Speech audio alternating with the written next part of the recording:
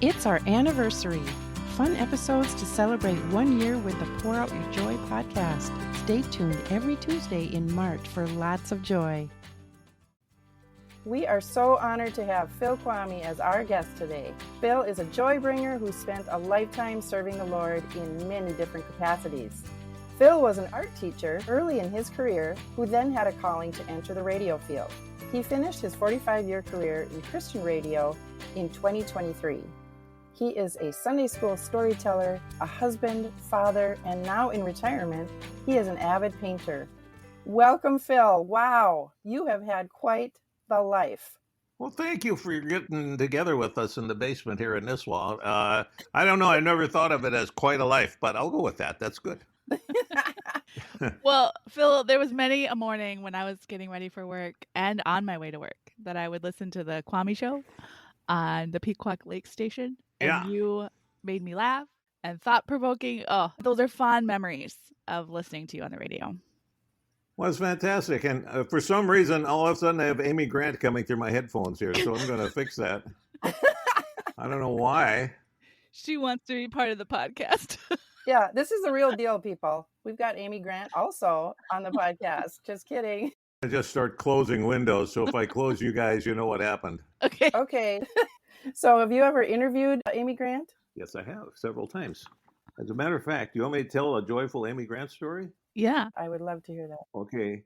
Amy was coming for a concert, and I think that's how we asked for this interview. So I got online with her, and we started talking, and I talked about how I had, played her for the first time on the radio like 40 years ago, and I'm not doing the math in my head correctly, but it was a long time. It was something like that. And we just had a great conversation. And during that conversation, we were talking about our kids. And she talked about her son who had one of his friends had tragically died. And she wrote a song about observing him at the graveside of a friend. This doesn't sound like a joy story, but it'll get there. And we just were commiserating about their kids and what they go through. And I told her the story of my daughter-in-law who had survived a terrible motorcycle accident. She was working for Polaris, an Indian motorcycle, and was a PR person. Mm-hmm. And in the rain, was giving a demo ride for these execs that had come in from somewhere. And they were following her, and she was going down a corner and started to slide, and there was a truck in front of her. She tipped it over and slid right under a semi. Mm-hmm. And my word. The semi stopped just before the rear wheels. She went in behind the cab, and just before the rear wheels went over the motorcycle, it stopped. But in the process, she broke her pelvis and lost a leg, and they transfused all of her blood, so she's a big Red Cross pusher now. But so Amy was listening, and I was describing what an active person she was and how we had just got her back to the lake and on a kayak because she felt free again on a kayak. She didn't have to, it was normal. And Amy said, was she a skier? Yes, she was a competitive skier. My husband and I are board members of this place in Vail. And it's mostly for veterans who've lost limbs, but it's for anybody. And we want to send her there. So after, it was a back and forth, Vince Gill and Amy Grant paid for a week of instruction and equipment and all the stuff for her recuperating and learning how to ski again on one leg. Oh, wow. Just amazing giving person. And she said, you call this guy. Tell them that Amy told you to call, and then that'll be it. And it was. And obviously they had been generous donors there. And then since then, I've heard other people, just all these stories about what a generous, giving couple Amy Grant and Vince Gill are. Wow. So, you forget that these famous people are real people, and some of them behind the scenes are just like they are, what their image seems to show. And others not so much, but Amy was more so in private even than what you think of. What a blessing that was. Yeah. And what a joy story to start this off. Wow. Yeah.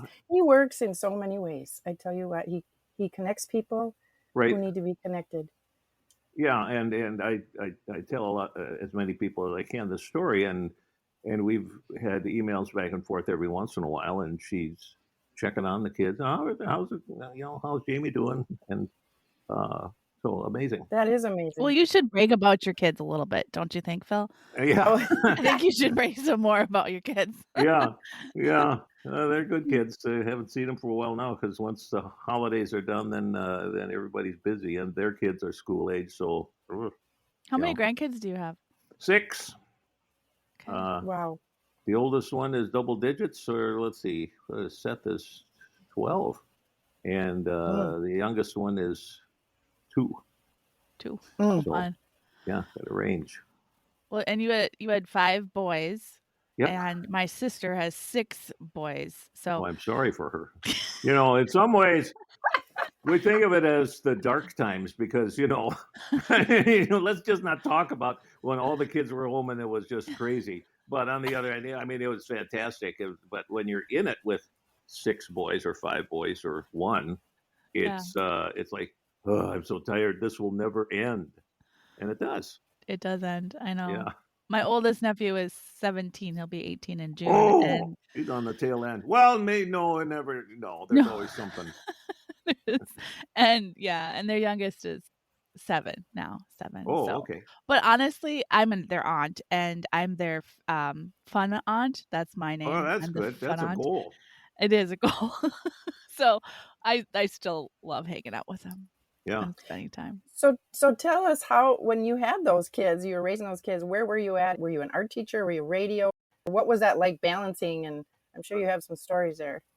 Yeah, it was always radio, and it was just a constant being tired all the time, pretty much. I mean, because I would get up at 4:30 or 5 or something and go to work. But, with kids, bedtimes are not, sometimes you get to bed at a normal time, and sometimes it would be the next day or the same day you're going to get up in just a few hours. And but I could always tell when it was going to be a tough day when you're coming home, and I'd come home in early to mid-afternoon, and I'm walking up the steps, and if you hear from inside Val in a loud voice say, "This is why we can't have nice things," then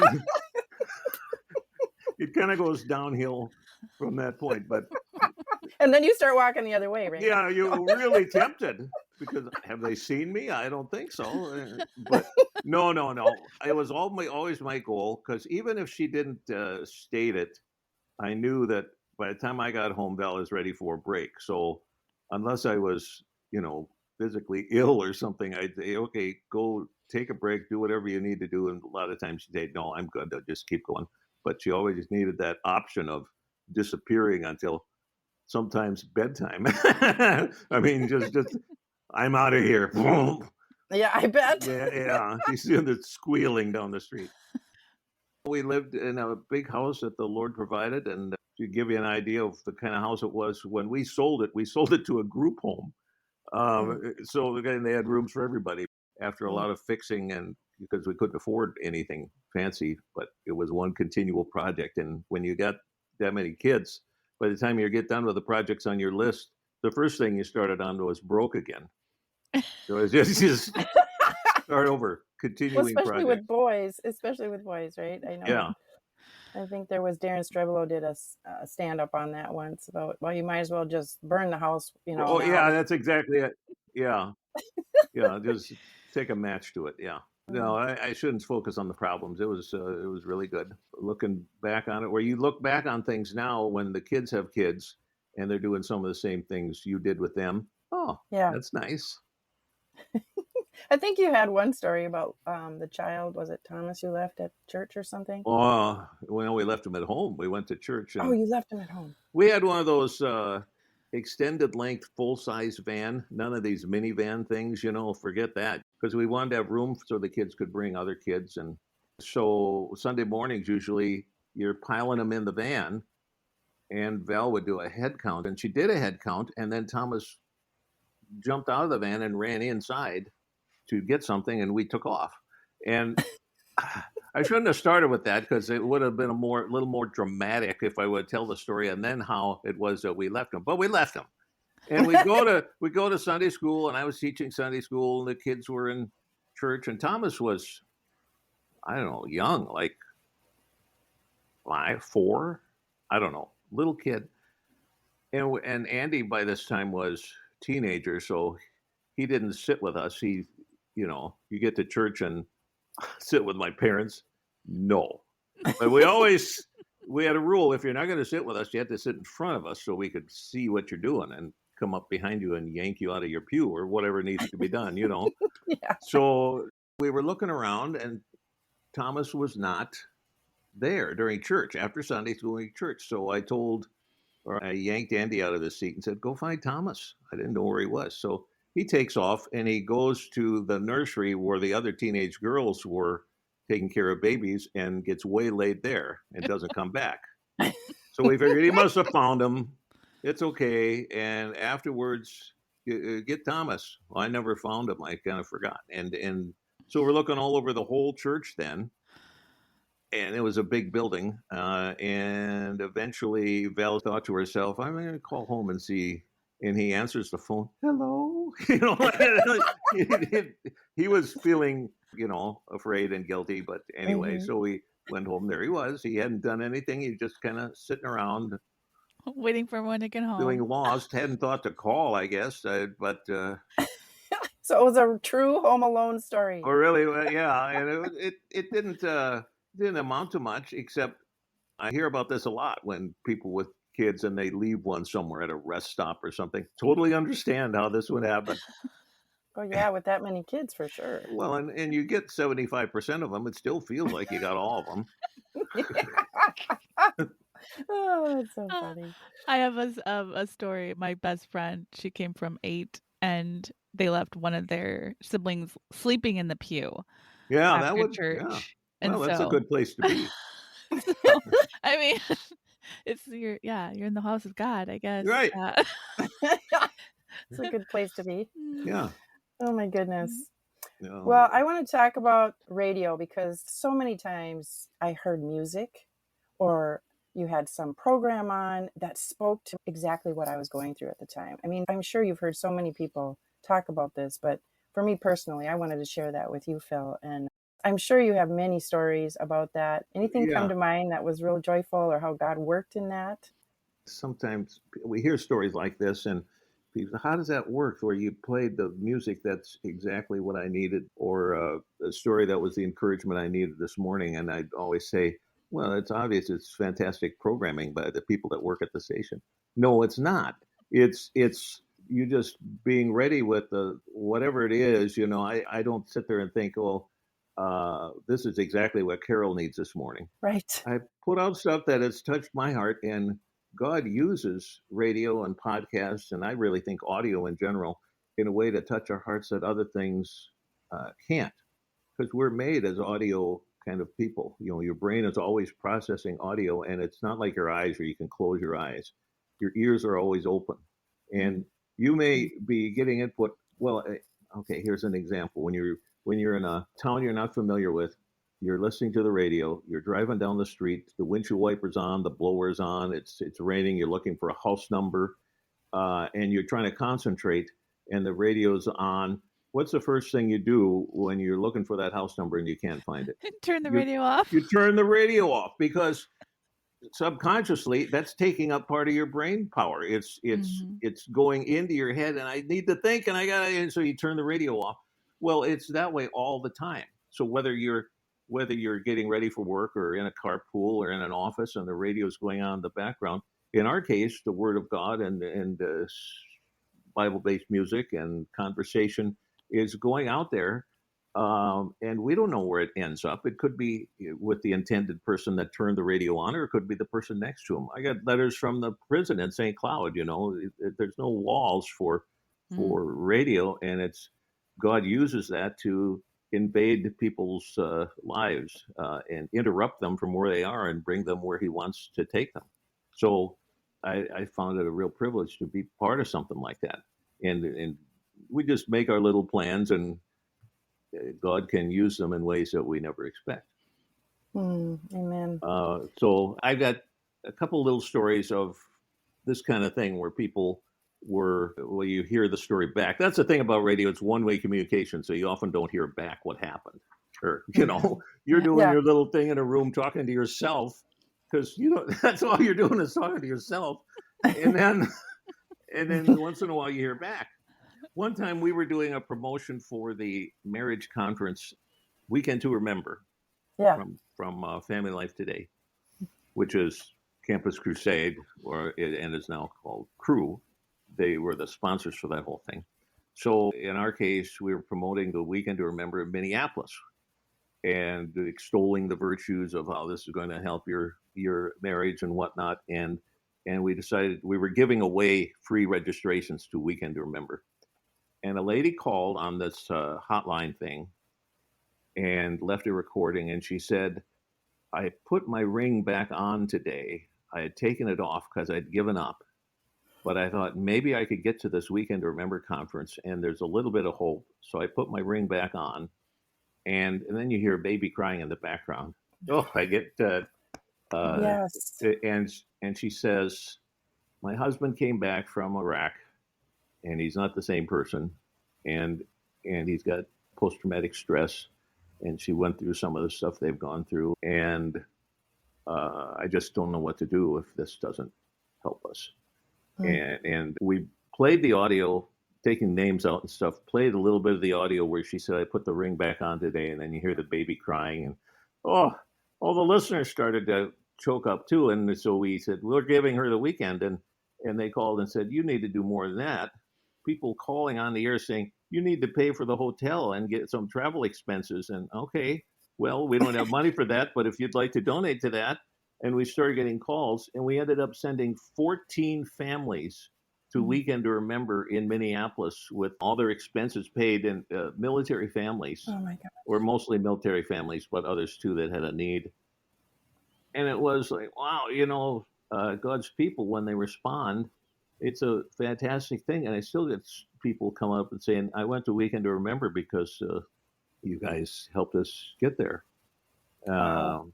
Okay, we don't have a dry eye on this podcast now. That's amazing. And they still had a lot to get through, that family, with the lady that called. But last I heard, they were giving it a go, and that's fantastic.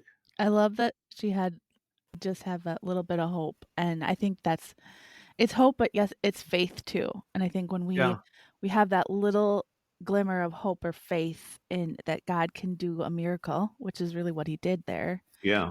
And we have to hold on to that. And I have an acronym that I learned from my old boss, Tasha. She does hope, and it's hold on, pain ends. And I think that's that good. Yeah. Isn't that a good one? It's just like reminds me God wants us to hold on. It's just a season, and we talk a lot about seasons in life, and it's just like when you have a lot of kids, like you talked about your wife and the struggle of having 5 boys, or my sister with 6 boys. It's not forever. It's just a season of life. Right. And you just got to hold on and continue to have faith that God will bring you through. Well said. And we forget how many things we're holding on to, or, that there's some of these things are just constant. And you probably had a chance where somebody gives you the exercise of, here, hold this can of creamed corn outstretched like that, and keep holding it for, forever. As you're talking, you're handing it, and all of a sudden their arm starts to wiggle and they can't do it anymore. It's these things that long term are strenuous, and yet we don't even realize that we're holding up like 16 cans of cream corn, and so we gotta share people's burdens like that. You can't just let them hold all their canned corn. Wow, that made me think of a visual of Moses holding that stick, and was it and Aaron? Same thing, holding his arms up, and as soon as his hands went down, the battle would be lost, and his hands were up, they were winning. Yeah. Everybody's got their own deal going on, and we just don't realize it. And I love that acronym. Yeah. Well, I want to hear another story, Phil. Should I tell you the story about when Gerald Ford got mad at me? Yes. Yeah. What? Really mad. Really mad. Oh boy. Is there joy in it? This was questionable. With Phil, everything. We had.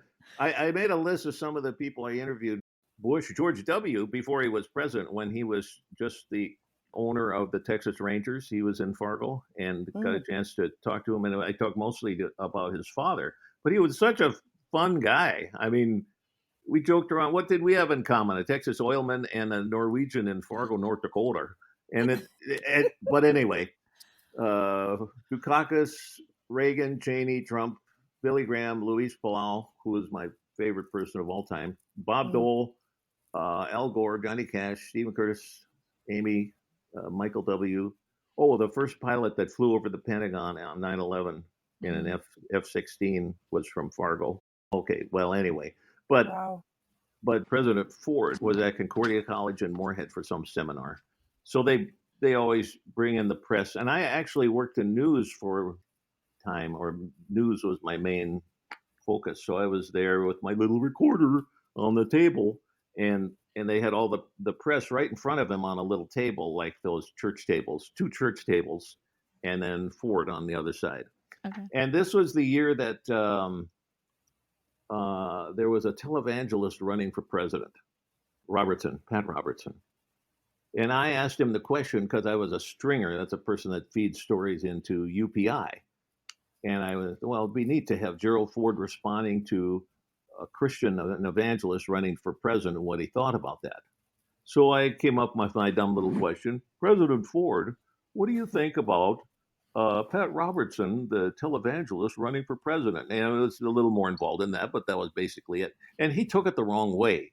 He thought I was dissing Pat Robertson, that he shouldn't be able to run for president because he's not qualified or something. He took it the wrong way. And he leaned over the table. I mean, our faces were like 18 inches apart. And he gets red. I can see the vein popping up in his neck. And he starts talking. Pat Robertson has every right to run for president. And he was spitting as he was talking. It was just, and I felt like, sliding under the table. But you're committed at that point. You got to run with it. So I just kind of endured it. And thank you, Mr. President. And then we got done. But it was actually the greatest audio you could ever get because he was speaking with such emotion. And, they don't hear the question and all the background in the news story. It ends up as it's called a rap where Gerald Ford in Fargo, North Dakota responded to the, and then his voice saying, Pat Robinson should be able to run for president just like anybody else. And so the UPI guys loved it, but I felt like I was going to die. He was just so out of character. And you don't think of Gerald Ford. He was this big, lovable, amiable guy from Michigan. And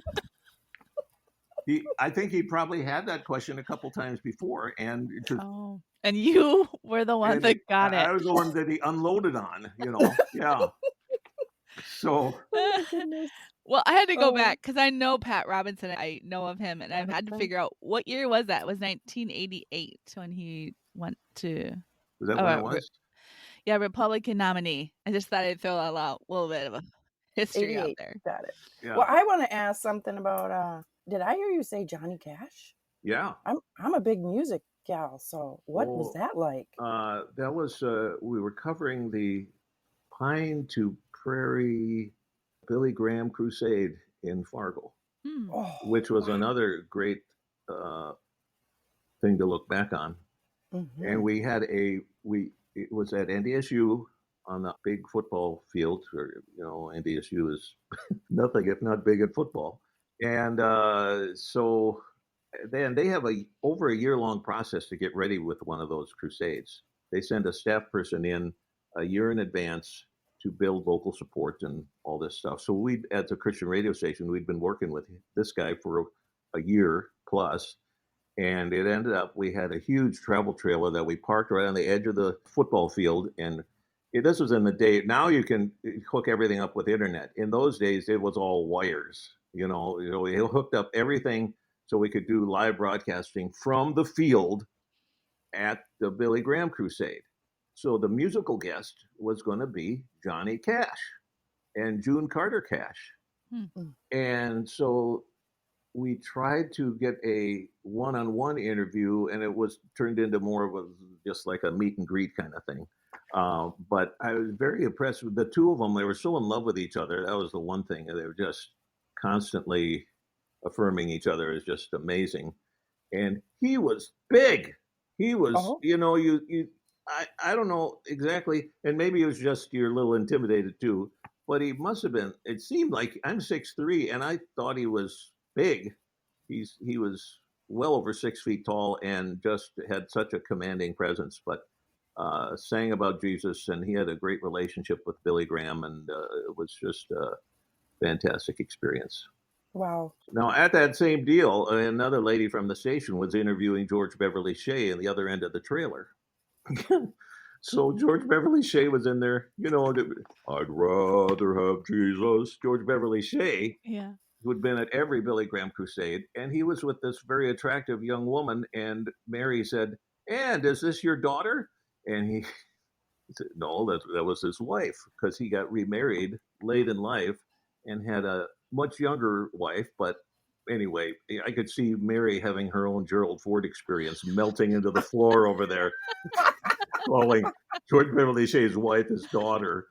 But anyway, but that was a great experience, and the Billy Graham people couldn't have been nicer. But then Luis Palau, the upcoming evangelist, sort of the new Billy Graham at that time, at a crusade in Fargo, and we were part of that. And I got to follow Luis around because he was more, it was a smaller organization. So he'd just fly in and go talk to people. And I got to tag along. So he'd go to all these different groups. He'd be in a Catholic group or a Lutheran group or a Seventh-day Adventist group or whatever. And there used to be kind of anxiety with crusades because certain Christian groups tend to not get along, or some groups would say, well, I'm not going to be on the stage if they're also on the stage. So, but Luis would go in and talk to these people, and he'd say, oh, well, you folks, you do a great job in teaching your kids, like when he's talking to Catholics as an example. Boy, such a commitment to Christian education, and he'd talk about baptism, and these things are all fantastic, and we want to build on where your people are and bring them into a closer one-on-one relationship with Jesus. So he'd take them and affirm them for where they are. And then say, but you can feel his love every day, not just always looking back to confirmation or, whatever rite of passage is in a particular church body. And he could do that like nobody else. He's just an amazing guy, Luis Palau. What a peacemaker.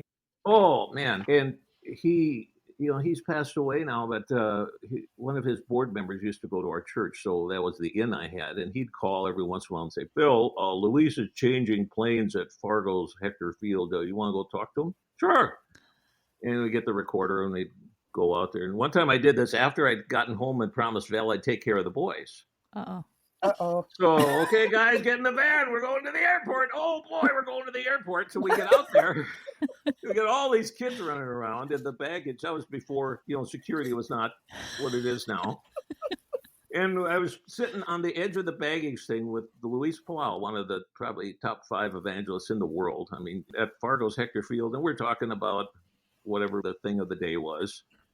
And just as he's answering a question, I'd look, and here's one of the kids on the baggage loop going through the little slots into the back. And I'm a little distracted, and I kept talking. And then he comes back out the thing on the other side, the flaps open up, and Luis said, oh, look at your kids. He spoke with an Argentinian accent. I can't do it, but you got 5 boys. And so he reaches in his pocket, he has candy bars, and he's giving all the kids candy bars. And it was a great interview, but I'll never forget seeing the kid laying on his stomach going through those flaps, I bet he has. That would be like, as a kid thinking back, that would be the best. That would be one of my best memories. Remember the time we Yeah. And that's what, when I was talking to him one time, remember you guys were with me when we were talking to Luis Palau one time? No, I don't remember that. Well, and Peter went through the baggage thing. Oh, yeah, I remember that. Luis, who? Oh, yeah, the baggage thing. I remember when I would be shopping with my mom and it would get boring. I mean, let's be honest, you're little. But the best thing was when you could go in the clothes and sit in the middle. Oh, yeah. Our kids would do that too. The racks have a space in the middle. it was all the way quiet. around his clothes. Yeah, and Yeah. you would just sit there. And sometimes there would be like a little metal thing you could actually sit Right. on. Right. And you could just hang out there, and Mom would be like, Bethany, Bethany, Bethany. Oh, that yeah. was the worst thing for parents, by the way, because you can't find them. I'm And in it's that like, camp. My son did that to me. oh I'm yeah, like, where is he? And then I pulled one on him. I'm like, oh, I found him. Okay, I'm going to pretend like I'm not around and see how now he you're likes talking. it. Yeah. I didn't do that for very long, though. So. Oh yeah, but it's fun when it works, so isn't it? Yes. Yeah. Yes. I Oh. learn. Well, So what funny. and one of the Palau organization is still going on. They're actually, even after Luis died, his sons are evangelists now, and family members, sons and daughters-in-law, and they're just doing great work around the world. And we got to get an update in Florida last year at a conference that Luis put together. But one of the neat things that came out of that, one of my Sunday school kids back in Fargo heard about Luis Palau and learned about him. And we were in remember Famous Dave's? There used to be all over. Now there's less of them. I think they're still going, but there's less of them. Yes. He was a waiter at Famous Dave's in Fargo. And we were on a double date with another couple and, away from the kids. And this is kind of special time. So, but he as a waiter walks up and Nick says, "Oh, Phil, I got to tell you something." He turns a chair around and sits down at the table. And I knew him, but it wasn't like and he says, "I'm going to be an evangelist. Here's my idea, and I'm going to finish NDSU. I'm going to be an evangelist. I'm going to work with the Palau organization. We're going to do this and this and this and this and this." And he's like, the next generation. I said, "Oh, sure, that's great, Nick. It's good to have goals." And he is. He's the head of the Pulse organization now, and he's like Luis was known as the new Billy Graham. Nick Hall is taking the mantle now from Luis and those guys and doing amazing things. They had some of their most amazing outreaches during COVID and the online stuff, and they're based in Minneapolis. But if you look up Nick Hall and Pulse, and so I always take credit for him now because, he is a Sunday school kid. But, I have no reason to take credit, but still, it's amazing. No, it was all you, Phil. Yeah, thank you for that. Yeah, me and Gerald Ford, we got him on the right path. Oh, my gosh. Stay tuned for part 2 from Joybringer guest Phil Kvamme.